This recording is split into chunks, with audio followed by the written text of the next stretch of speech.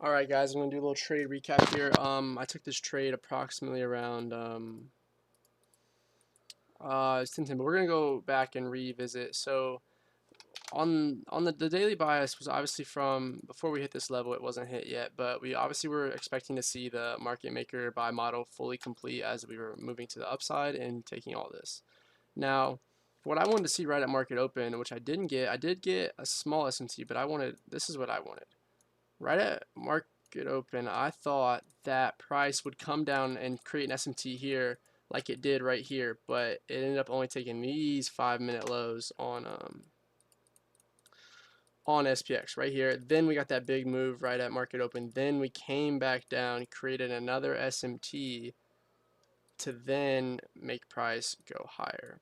So after this was taken, I was like, okay, probably not going to take any trades because, conditions aren't as probable. We've completed the model where I don't think we'll really go anywhere. So I'm kind of just watching price action develop. I'm like, okay.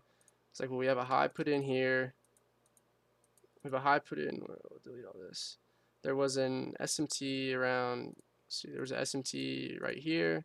So we have this bearish SMT. So I'm like, okay, price is definitely going to sell off and probably rebalance itself into this 5-minute fair value gap on a higher time frame. So we'll watch as price continues to sell off, and then we get some rejection right there. And now I have these highs marked out because in my mind I'm like, we're still bullish. We came down, we have a big SMT right here. This was an SMT. Whoops. And I'm like, okay, I'd like to see, maybe another level of generated liquidity. Don't really need to look at SPX anymore, so we're kind of focused on this now. So I'm kind of sitting here and I'm like looking, I'm like, okay, what are we looking at? I was like, okay, well, there goes another high generated. Oops, market structure shift. So now we get this market structure shift. I'm like, okay, and it would have been totally different um, if price took out these highs right here. Like if we came up and like instead of a market structure shift, we just straight ran these highs, that would have not given me a much confluence that this was a model. So I'm just sitting here watching price develop. I'm like, okay, we're starting to chop. We generate another high. So now we have 3 highs of liquidity that can be ran. And after that, I'm like, okay, I'm watching. I have this fair value gap marked out because it's down there. It's in, discount. However you want to look at your discount, you can either look at it like of this range, it's equilibrium of this range, or it's of this range, it's right in that Goldilocks zone, whatever you want to call it, discount premium. Premium, I think it was is. So I'm watching that and I'm like, okay, well, this trade looks really good. We're bouncing off this high time frame fair value gap. We have these generated highs up here. We're overall bullish on a higher time frame. There's a big SMT right here. I'm like, this looks pretty good. I'm like, I'm expecting to see a move higher. So I'm expecting to see buy side of the curve, right?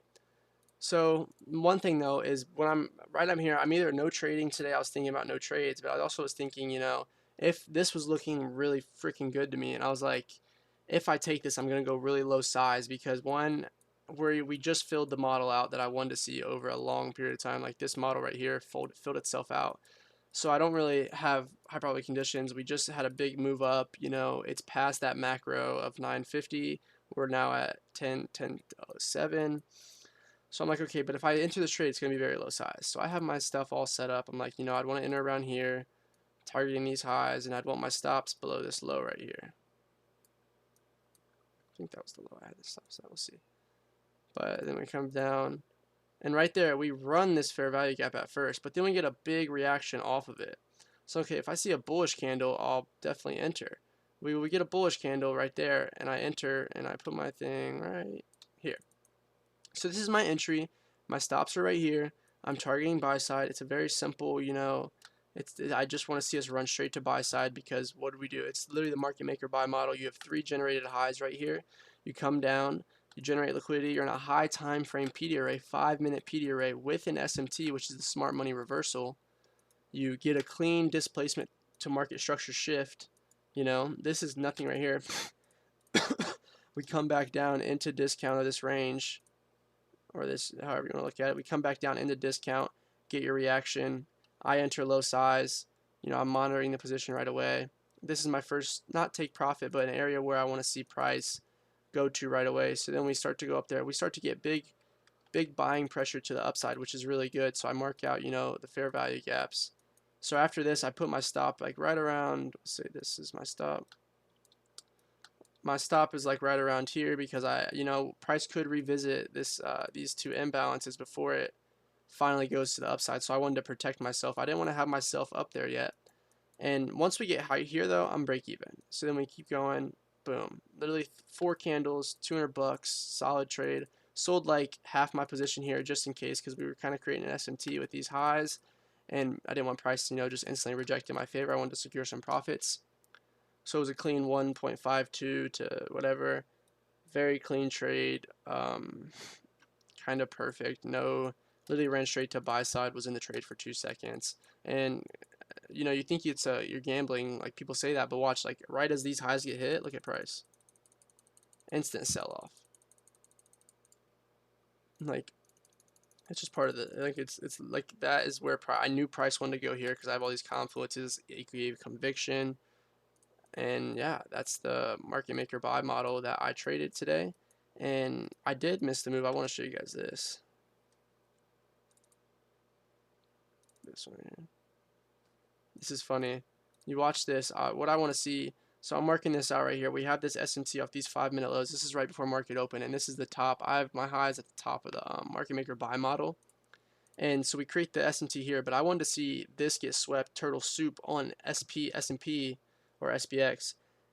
So I wanted to see the turtle soup on SPX, but SMT on NAS, and then NAS launched the price. But what happens is we get the SMT, and then price just right at market open, straights run. Look at that.